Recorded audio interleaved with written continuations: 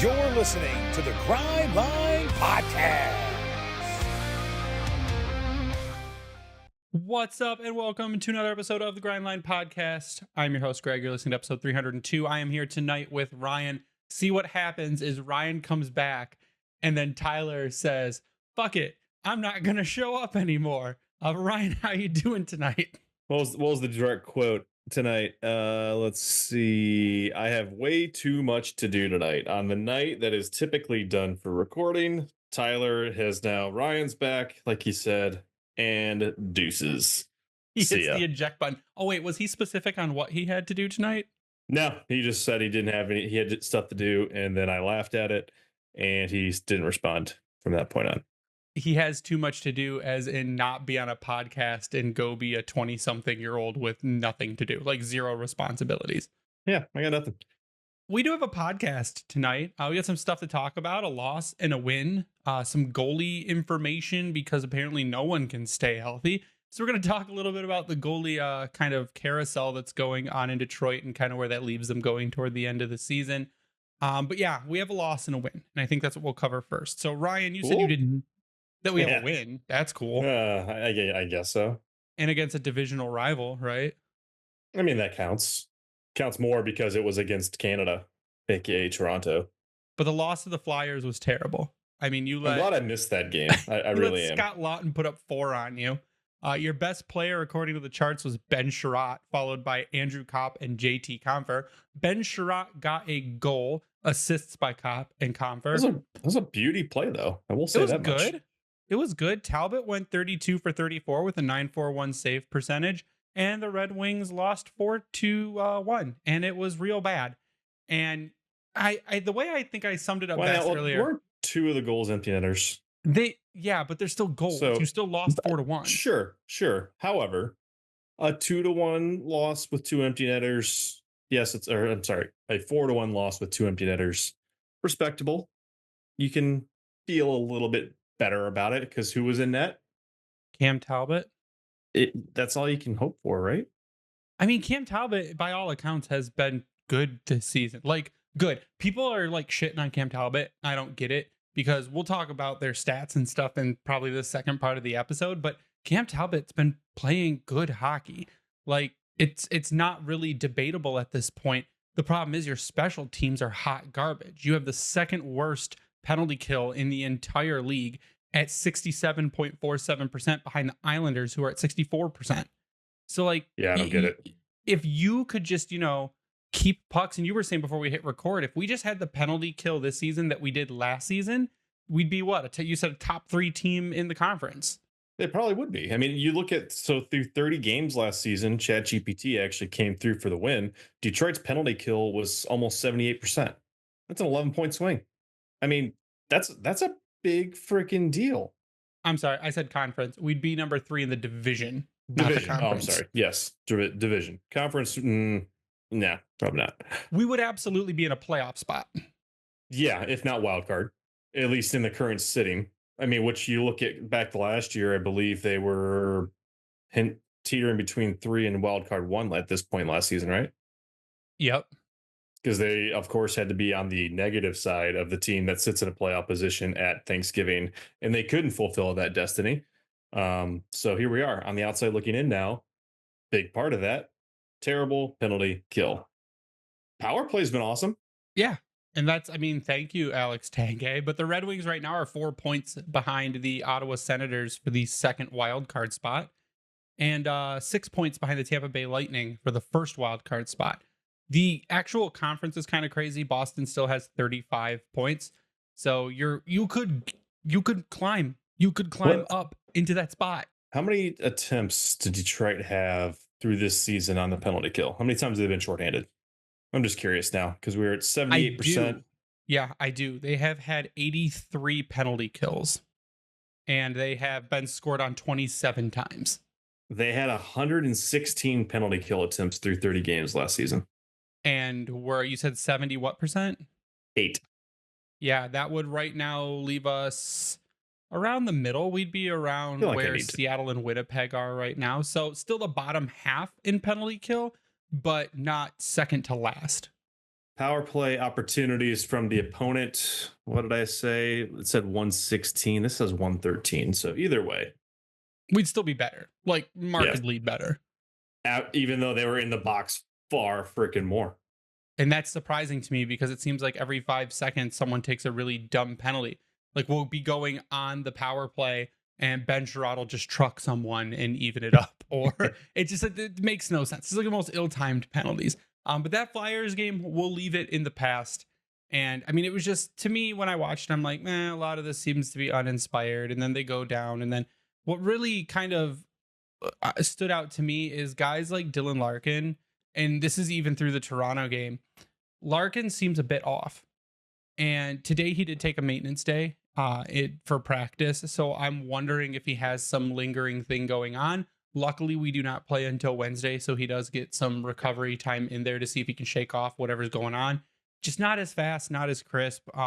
Just not how he normally like. You know what Dylan Larkin gives you like every night on the ice. It has not been that for the past 2 games. Now, luckily, they beat the Toronto Maple Leafs, which is beautiful. It's like anytime you beat the Maple Leafs, it's a beautiful day in Detroit. Now, we have Trademark Ryan. We saw Cocaine Petrie out there flying around, shooting pucks at net. He had 2. I don't care how much you think that glanced Michael Rasmussen's jersey or whatever happened. For all intents and purposes, Jeff Petrie had 2 goals, but then Ben Sherratt. I mean, hey, if did. you get hit, if it baseball touches the jersey when you're batting, it's a hit by pitch. Just saying. That's a goal. Saw like 3 different camera angles, a goal. and there was only one where I could say maybe that touched a thread or like the wind from the puck made it whoosh a little bit. And they gave it to Michael Rasmussen just because I think it's you look really bad if Fanatics you allow design. Jeff Petrie to score 2 goals on you. I think I put Hell Hath Froze over after that second one.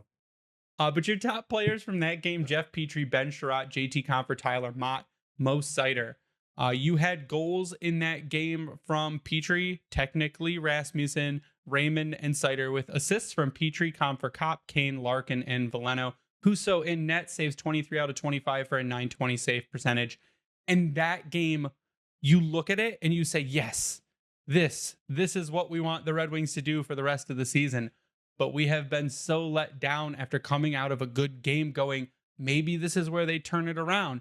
And they come out the next game and they play flat and they just have a terrible game. And I said earlier, this is the most bipolar team that I have seen, because you'd think that a win like this, like coming out of the Sebastian Cossa win, you would think that, yes, we put this rookie in goal. He got a win. It was awesome. Let's take this energy and let's bring it to the next game.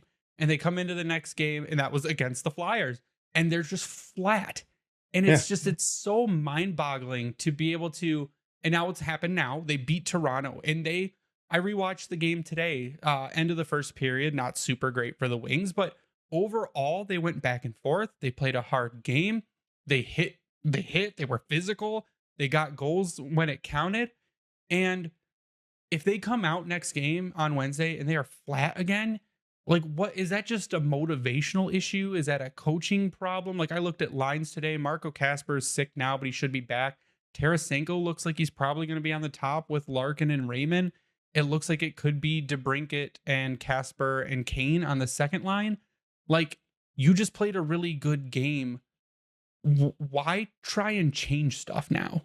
Well, I would think a big part of that is look who has scored all the goals, whether or not you want to count the one as a forward goal. Who's been putting them in the back of the net? Moritz Seider, Petrie, Sherratt. You got an empty net goal from Lucas Raymond, which was a great play, mind you. Larkin made an awesome defensive play, was able to get the tip out towards center ice, and Raymond was able to slam it home with a couple seconds left. But really, your offense, they're doing a bit better job, you could argue, about how they're push and play in the zone. But I would say that the most consistent you've seen over the last several games has been defensively in terms of them driving the offensive production. We see it a lot with Seider. We've seen it, I think, really since the goal that he scored against Buffalo, that him and Ed have just been on a different level. And they've really been pushing hard. Is really what pushes him to that. His confidence is through the roof, it feels like, in terms of Edvinsson. And that's really all you can ask for. You're seeing them in the toughest minutes. We've seen that posted time and time again now. and they're thriving off it in a way. But now you're starting to see you had a Sherratt goal that was a beauty against Philly. You see Cocaine Petrie engage, which we need more of that. And it just that is what we saw a lot of last season that I think really put them to a different spot. Will that stay? Will that consistency start to kick in? Because we haven't seen a bit of that this season, and that's been the bit of their downfall. And I did just recrunch the numbers a little bit, and it was 113 power play opportunities against through 30 games for opponents versus Detroit at this point last season. 78.8% clip that Detroit killed off. And what are we at right now? 67. So a true 11, almost 12 points swing. Yeah, 67.5. If you were at 78.7, you would be like right underneath Buffalo for penalty kill. And like I said, that's still the bottom half of the league, but that's not second to last. No. You'd probably pick up maybe 2 games. You pick up 2 games, you're in a wild card spot right now. How many goals have they allowed through this point? 27. 83 attempts, 27 goals. 24 goals allowed on the PK with that many more attempts allowed. Like that part right there is what's hard to wrap my brain around. Yeah, because your penalty kill coach is the same. You should be running the same penalty kill system. And by all intents and purposes, you should have been better. You should have gotten better defensively based on the moves that were made this offseason. So what's the problem? Is it goaltending when you are down a man? Or is it just blown assignments and slower players? I mean, hell, look at the Toronto game, the goal that Matthews had on the pass from Marner. This one, they were actually playing pretty well. But then you watch Edvinsson, he got way too aggressive. It sucked him up into the forward a little bit as he was trying to go down and block a shot. His momentum took him out of position. Then he was trying to scramble and he stayed low, trying to keep in a shooting lane, which left Matthews open along the red line. And Marner, quick pass, beautiful shot. You can't. It's one of the most difficult to save in that situation. I think Husso actually almost did get it, but it's I think a little bit of over aggression. Last year they seemed to, I think early on, especially 5-on-5, what we would always complain about is that too many guys would follow the puck, at least behind the net, and would leave somebody open in front. This year, it seems like they're trying to be better about not doing that, but now they're running into each other and creating lanes everywhere or screening their own goalie. So it's like they're almost trying to be too literal to the system and what they're trying to do rather than just be good hockey players. I'm not saying they shouldn't abandon the system, No. but don't they're overdoing it, it seems like. Yeah, I think we had said before, when me and Tyler were talking about it, it almost seems like they're a little too static and they're not as we had talked a little bit about the power kill and how you should be a little more aggressive in that situation. And it seems like they do a lot of standing and waiting for the puck to come to them to try and disrupt a lane instead of trying to stop a play from happening. And again, it could be, like you said, growing pains. This is Edvinsson's first season, full season in the NHL, and he's got a little bit of a role to grow into if they're going to put him on the PK consistently. But I think it's also, you need to try to clear the zone instead of just standing around. And sure, if it's an opportunity where you're bunched in and you're set up and you're good and they're passing around, fine.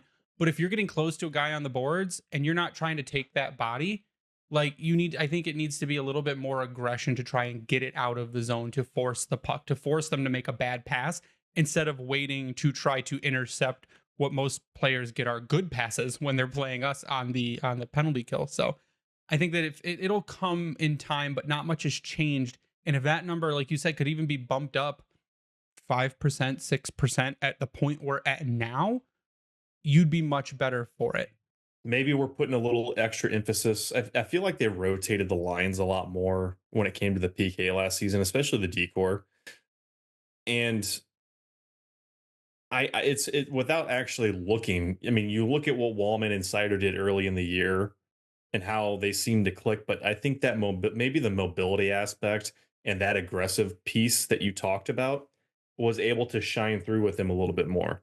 We see it almost too much with Edmondson sometimes. Petrie and Sherratt, maybe they're going to push at somebody, but really they're more, like I mentioned, they're getting a little bit too bunched up on each other half the time, or then someone, they get into their man system, even when they're not supposed to be doing it on the PK, follow a dude out. Now you got one guy alone in front and you're screwed. But Or I'm they just both get wondering, stuck behind the net. or that too. But I feel like they've been better in what I've been able to see this season compared to last. But you look at some of the guys, like you look at a Amada or a Wallman, and maybe the different of an impact in mobility, because really Mata, I thought last year on the PK was solid. Wasn't great, but he did what he had to do, similar with Wallman. And I think the numbers kind of speak to it. They were undisciplined last season, but they made up for it by not letting goals go in, simply put. This year, they're much more disciplined, yet the goals are happening and at a higher click through 30 games than we saw last year. That's not good. That's not okay. And it's leading a big part as to why they're in this situation. Yeah, it's not fun. But our next game is Wednesday, December 18th against the Philadelphia Flyers. So we have a rematch, maybe try and even up from that not great They game still against suck in Philadelphia. Philly, too. I don't know what the Yes. heck that is about. It's the fans. We'll just blame the fans for it. The Red Wings are 2-1 in their last 3. So if they can get a win and they can be 4-1-4, that'll help kind of heal this December that is generally historically bad for Detroit. We normally have a really bad December. We are on track to again have a really bad December, but I think again, take the energy from the Toronto game, move it forward, build on that, do exactly what you did. And it maybe looked, and someone mentioned it in the Discord earlier, it almost looked like they said, fuck the system. We're not going to play this system anymore. We're going to go out. We're going to be aggressive. We're going to try and get some high power offense going.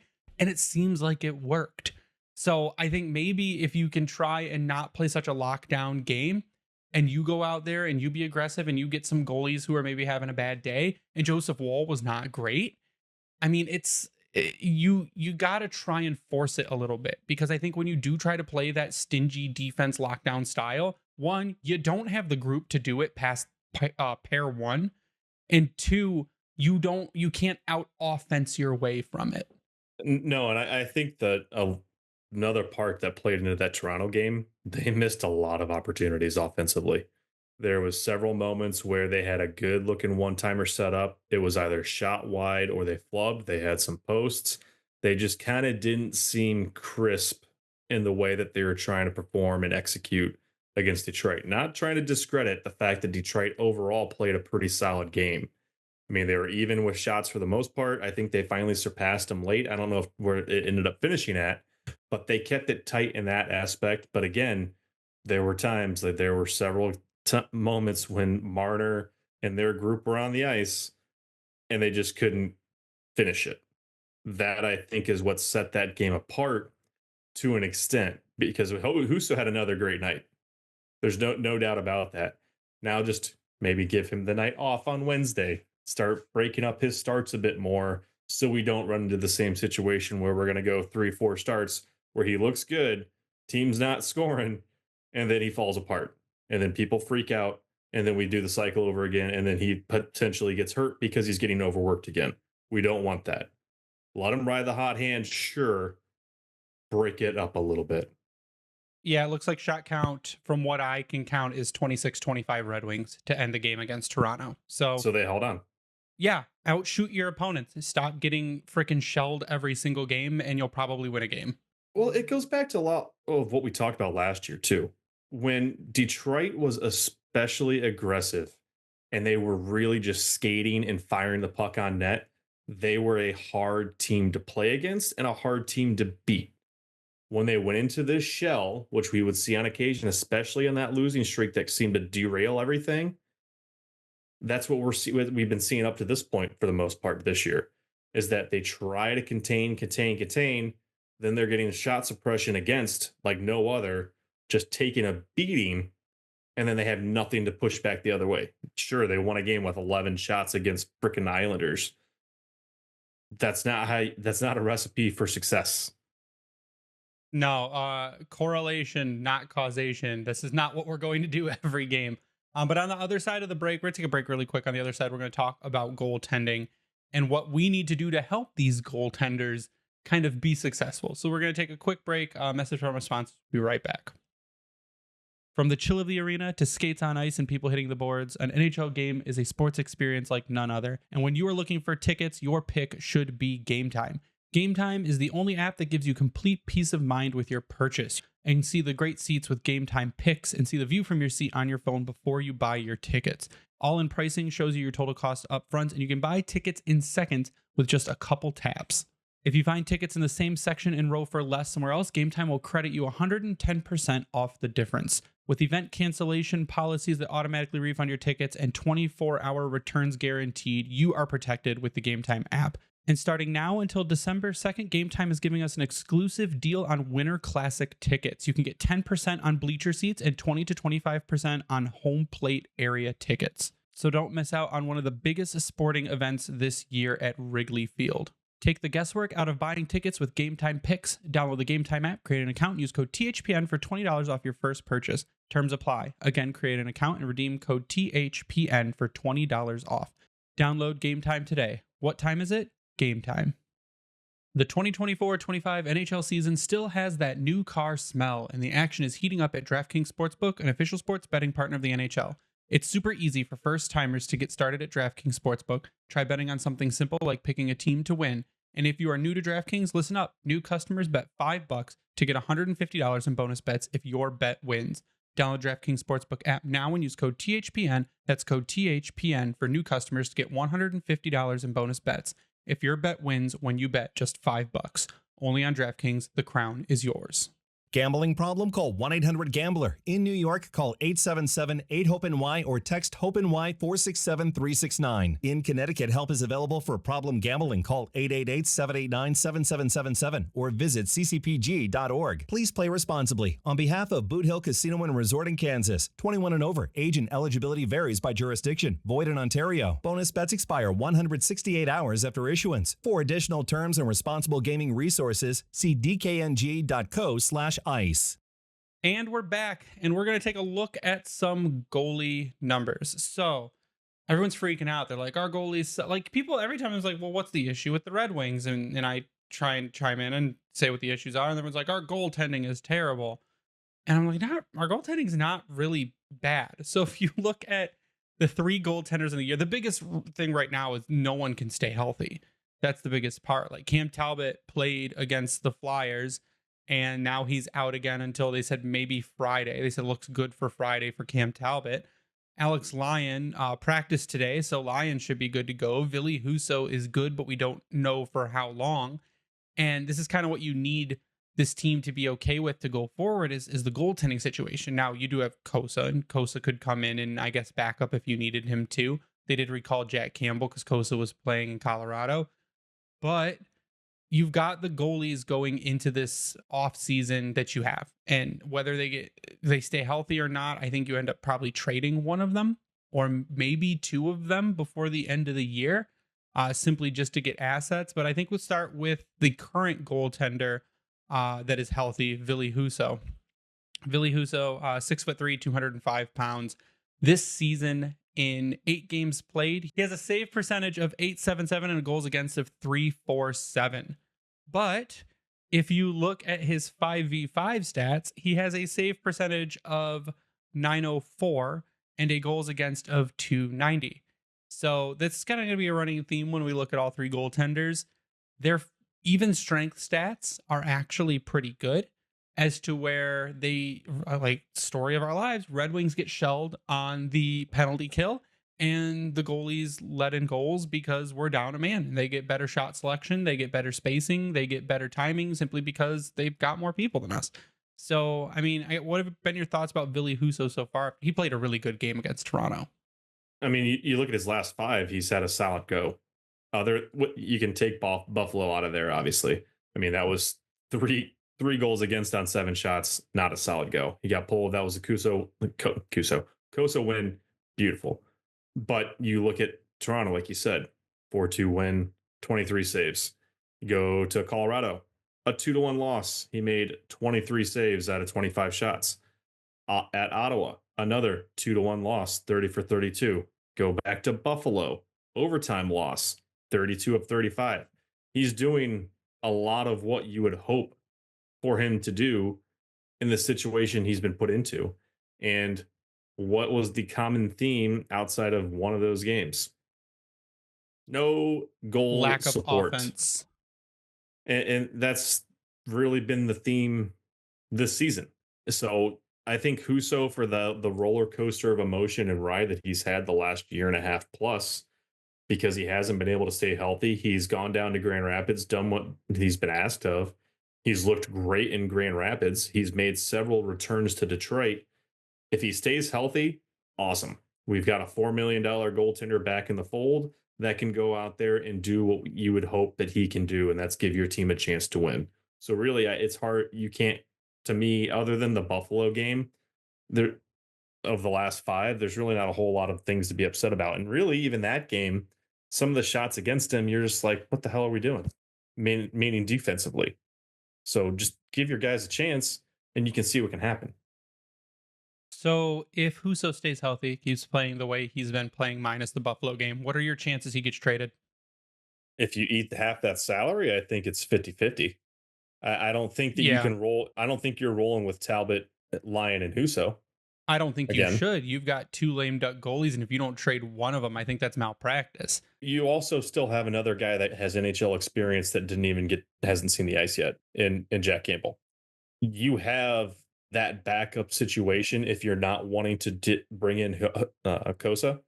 And I know that we were probably upset that he didn't play again and got sent back down. But at the same time, like, he is playing meaningful minutes again. That week off really, I think, threw off the mojo a little bit. Yes, he did come in, had a slow start, won the game for Detroit. But again, like they've said for the longest time, they want him playing meaningful, consistent minutes. You've got a guy in Jack Campbell who can easily come in. His role the last couple of years has been back and forth between a backup.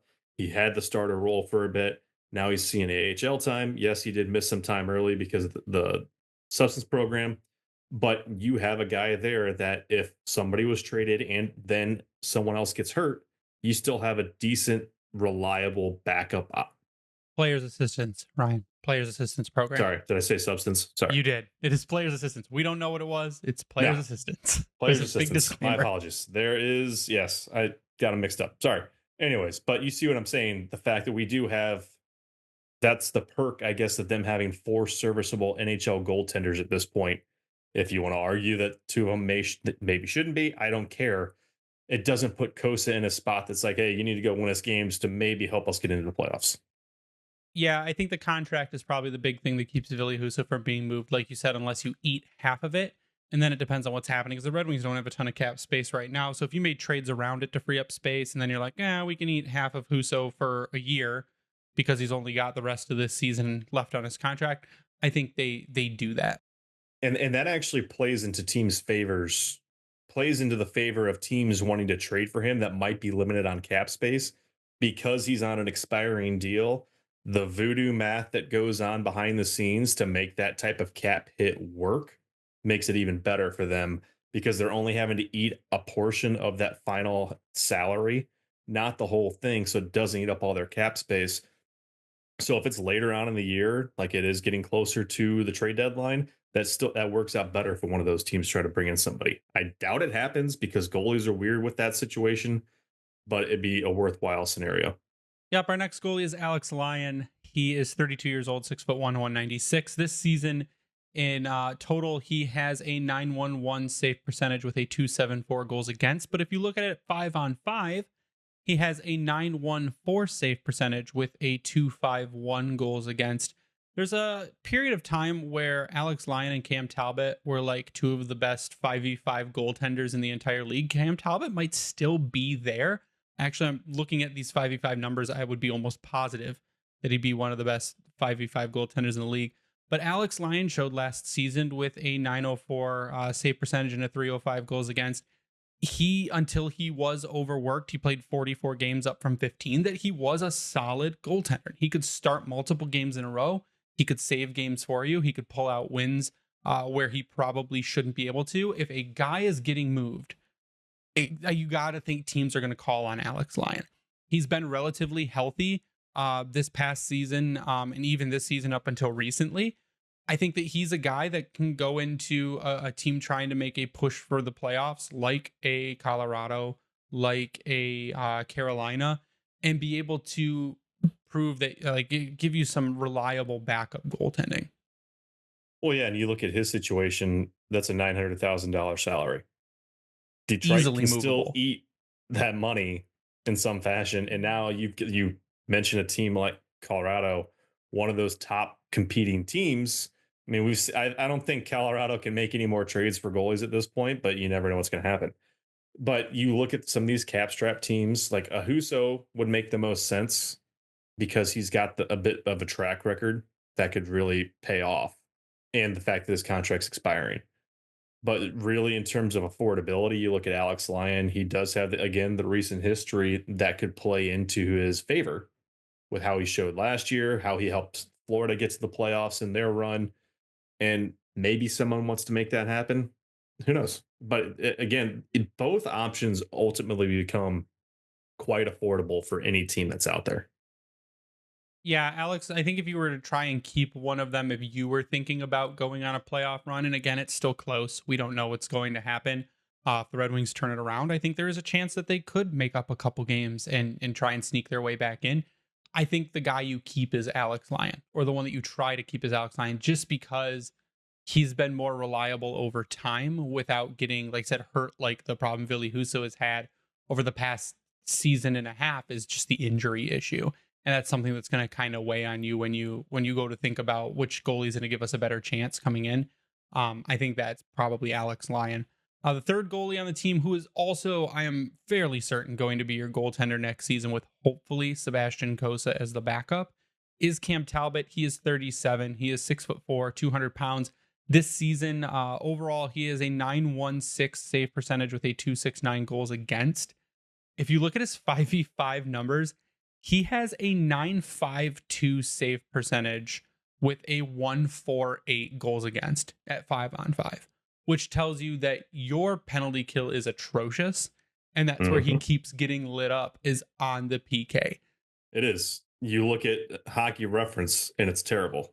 Raise the bar, get him some quality PK, like he's probably one of the better goaltenders in the league, because at 5v5, he absolutely is. And people were worried when we signed Cam Talbot. They're like, the LA defense made him look better, and like he's not really that reliable if you take away the team that he was playing for. And I think he's proved that all wrong. Last season overall, he finished last season in LA with a .913 save percentage and a .248 goals against. And the season before that, he had an .898 with a .293, and the season before that, he had a .911 with a .276 goals against. So Cam Talbot has proven over and over, I mean, he's a veteran of the league, that he can come out, he can play big games, and he can get wins, and he can steal games for you too, because he's had some really big saves this season. And I like what I've seen out of Cam Talbot. I mean, I'd be there are ways it could be worse, and Cam Talbot has been really good. Yeah, and that's the flashes you've seen. I wish almost in a way you could switch out Lyon for Talbot when Detroit goes on the penalty kill, because Lyon so far this year, according to Hockey Reference, has an .870 save percentage, whereas Cam Talbot has a .712 on the penalty kill. Not good. And then on 5-on-5, so Lyon up until this point shows him at a .919 save percentage. That's per Hockey Reference at 5-on-5. So there you go. I'm on Natural Stat Trick, says Alex Lyon at 5v5 this season has a .914 save percentage. Well, okay, I take it back. It's even strength, not 5-on-5. So even strength is not 5-on-5. Correct. I just realized it's even strength, not 5-on-5. So that's why Talbot's is a little bit off. 5-on-5, Alex Lyon has 17 goals against and 180 saves. Cam Talbot, 5-on-5, has 18 goals against, 357 saves. Oh, wow. That is a big number for 30 games into the season. Surprising they don't have just 5-on-5. It's even strength only. Yeah, whatever. Either way, they're both doing well at even strength, and that's all you can ask for. Because what's frustrating and mind-blowing is that if Detroit had remotely this goaltending level last season, it's a night and day team. But I say that a little bit loosely because at this point this season, how many goal? What's the plus minus on goal differential right now? You ask me these questions like the numbers are directly in front of me. Well, Your goal differential right now for the Detroit Red Wings is a negative 16. this point last year they were a plus 12. The Washington Capitals are a plus 38. That is disgusting. Well, and and that's been with Ovi out of the lineup. The Tampa Bay Lightning are a plus 30. You are sitting around with, let's see. So the Buffalo Sabres are a minus 12. The Montreal Canadiens are a minus 31. The New York Islanders are minus 13. The Philadelphia Flyers are minus 13. Boston Bruins are minus 19. So they're actually allowing more goals. Jesus, what's their goals for right now, Detroit? We have 78 goals for, 94 against. 78 and 94. That is the lowest in Oh my the God. conference. That's the lowest in the conference by a decent margin. The next lowest looks like the Islanders at 86. Nope, never mind. The Montreal Canadiens at 82. 29 goal swing through 30 games this year versus last year. 29 goals less. Goals allowed, goals against, one. That speaks to depth. Our depth scoring, our bottom six at the beginning of the season couldn't score. They basically still can't score. Everything has been your top six scoring. And it sucks because that was your big plus last season, is that you had scoring up and down the lineup. Every line had a guy on it who, when you needed them to, could put the puck in the net. In this season, they're not doing it. And it doesn't make sense because for all intents and purposes, you should be around the same. You lost Daniel Sprong in that bottom six, but you figure that Berggren should be able to produce more than that. I think we all were expecting that. You were expecting Tarasenko to come in and mimic Perron's productivity. That hasn't happened. You expected a Berggren to come in. I didn't think he'd really match Sprong because he really is a natural goal scorer, and they play a different style of hockey in that sense. But I wasn't expecting more or less nothing from Burgers, and that's disappointing. And then you also had Mr. Streaky Robbie Fabry, who that's another guy that you lost that was significant, that really would go up and down the lineup when he was healthy, and also could help you out pretty decently on your second power play unit, sometime the first. So really, I think the two biggest losses were Sprong and Fabry in terms of that depth aspect, because they could float middle six to bottom six, and you didn't lose a whole lot there. Their offensive mindedness style of play benefited them more because of how aggressive they both typically were with the puck. And that really is now what you're seeing Detroit lack, is that somebody driving the play, because you could guarantee those two are going to fly down the ice and try to put the puck on net. Now, in your bottom six, you sort of see that from Casper, but I feel like he's been told to, hey, look for your guy on your wing and hit that guy and then drive to the net. And then the puck never makes it to the net. Yeah, Casper has also been at points saddled with anchors that really there's nothing for him to create off of with the people he's been playing with. So I think that's the other, like, Casper has had some really good opportunities that just get blown by his line mates, which is really unfortunate because sum total, Casper's been having a good season developmental wise. And the way that he's able to carry himself and he's able to carry play and he's able to create, he's got very good hockey IQ and he's very good at creating opportunities. It's just there's been no one to help him finish those opportunities. And that's been extremely frustrating when you see a guy like that play very, very well. Yeah, you see some glimpses of it with guys that he was familiar with in Grand Rapids. Like him and Burgers together have been really nice. But it's only led to, I think, a few true goals and or opportunities. So you kind of go back to when you talked to Lombardi, and you got to wonder now at this point, because he called himself out, like, for how it takes him time to adjust to the new league. And that's really not a surprise the way you think about it, because you're making those jumps in any sport, hockey in particular. It's going to be a hell of a learning curve unless you're just a true elite talent. And you kind of wonder if that's happening with Casper a little bit, where you see that it's clicking, it's there, but like you said, the finishing's not really happening. It hasn't really truly settled with the guys that he's on his line with. Burgers, I can't. He's a conundrum. Like some days you're like, man, that is what we've been waiting to see, and then it just goes right back to, dude, where were you this whole night? Did you play? So it's a different monster in the NHL. I get it, and I know that we're still excited about a lot of these guys knocking on the door that we're hoping to see next season.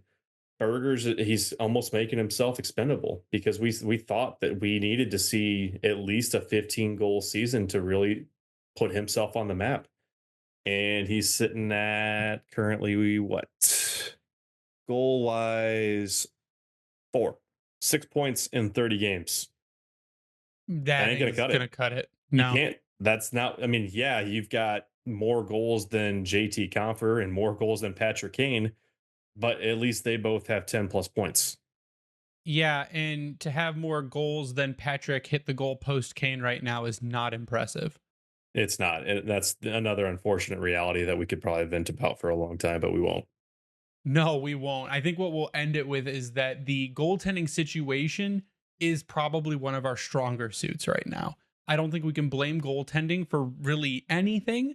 What you can blame is the penalty kill and the just staunch defensive system that without the players to really prop it up, which leads to low offense and then just the other team being able to score buckets on the power play, which is not fun for us. So turn that around, and I think you'll be okay. And maybe play a little more loose, play a little more aggressive game like you played against Toronto. Take that same style into Philly and see what happens. Like you there's nothing to lose right now from trying a different style. I don't think it's about juggle all your players up and down lines and just throw the Blashill blender on. It is to try different play styles to see if maybe you can find one that better suits the group of guys that you currently have on the ice. Yeah, it'd be nice too if they would just help out their goalie and then stop the bleeding. Because, like I said earlier, they've allowed one less goal through 30 games than we saw last season. That was with up and down goaltending. This year, we know that a big part of these issues have been the penalty kill. But again, they're out there scoring, allowing 4 goals or more on 13 different occasions out of 30 games. That's not good. 4 times they've allowed 4 goals. 6 times they've allowed 5. 3 times they've allowed 6. You compare that to last season, and it's about the same. That's not good. It needs to be cleaned up. And that's, again, not for the fact you just talked about the 5-on-5 situations for Detroit when it comes to Talbot and the line in particular. They've been on fire with it. Special teams have killed this team like no other. That's not the only thing that's been their downfall. A lack of scoring, as we just pointed out. 107 through 30 games last season, 78, 79 through this season. It's not going to do it. So either you need to just start throwing shit at the wall, hoping it sticks in terms of your offensive output, or pack it up because you're at a giant negative goal diff right now, and it ain't going to fly. Correct. So stop being so bad on special teams, specifically the penalty kill. Score some freaking goals, man. And score goals, everyone. The whole team. Pass them around. Score some goals. But I think we're going to save trades till next week. Not next week. We might save trades till later this week because I think this is the week where we will move to 2 episodes per week. A little bit shorter. Do we want to do it before Christmas or wait till after Christmas? Because next week is not a good week. Well, we can do it this week and then do 1 episode next week because it's Christmas week and then go back to it after that. Okay. Cool. Ryan, final thoughts before we sign off today. Final thoughts. You need to win games. I can't be any more simple than that. You need goals. You need guys that score goals. I don't know if that needs to be done internally. The line shakeups don't seem to really be clicking, as we called out at the start. Last couple games, you look at it, who's been driving the offense? Mostly the defense. That ain't good. It's hopefully can play into a better situation moving forward, as we talked about how we saw that last year when the defense is driving play. This team last season in particular was very successful, and it kept teams on edge and trying to guess what they were going to do. If they can run with that this year, awesome. More power to them. You got to get scoring goals. Minus 16, not good enough. 94 goals against, not good enough. 79 goals for, 78 goals for, again, not good enough. Can they turn it around at this point? We'll see. But they've got to, it's got to be a collective effort. I think Sider calling him out, I think I mentioned it last week, could be a step in the right direction. We're seeing that leadership of him elevate, and he finally looks comfortable putting the team on his shoulders to do what he has to do. And it's pulling a little bit off of Larkin, which I think is a great thing at this point. Now you need to keep Raymond consistently going.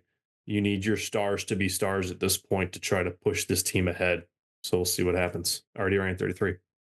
Yeah, I think I'll follow that up with just you need your stars to be stars, but like we said, you need everyone to start contributing and to start playing a consistent game and to not take the stupidly timed penalties and to play a little bit more aggressive and there is, I think, time to make it up. You're right in the thick of it still. With as bad as some of the games have been and as bad as the record seems, you're still right in the middle of everything. Like 4 points out of the second wild card spot, with teams around you who have been just as bad as you at stretches. And this is where you say they can continue to do that, but we are going to dig deep. We're going to keep playing the game we played against Toronto, and we are going to try to rise above what we have been doing because we have been saying for a while, I don't think the roster that they have right now reflects their record. I think they have a team that can be better, as long as guys like Patrick Kane start bringing it on, guys like Vladimir Tarasenko start bringing it on, and you let them do what they are supposed to do. Stop trying to shove them into a box that they don't fit and let them go out and try and score goals. And that's, I think, all you need to do is unleash the offensive players and let them create offense. And I think you'll see a much better result. But you can follow me online at Bringing the Win. You can follow Grindline Podcast online at Grindline Pod. We'll give a shout out to the Hockey Podcast Network and thank them for hosting us and spreading us around. Vintage Detroit, which is the only place you should get your Detroit jerseys from and worked on, is Vintage. It is the only place we trust with our stuff. You can sub to us on YouTube at Grindline Pod and turn on those notifications. You'll get notified whenever an episode goes live. And patreon.com/Grindline Podcast. You can go there, sub to our Patreon. We will start answering more questions from Patreon. But I mean, we got a sub that's as little as like $3 a month. It's like a keep the lights on kind of thing that gets us our subs, keeps our software going, and keeps the podcast on the air. But that's going to do it for us tonight. So for Ryan, I am Greg. You stay classy, Hockey Town.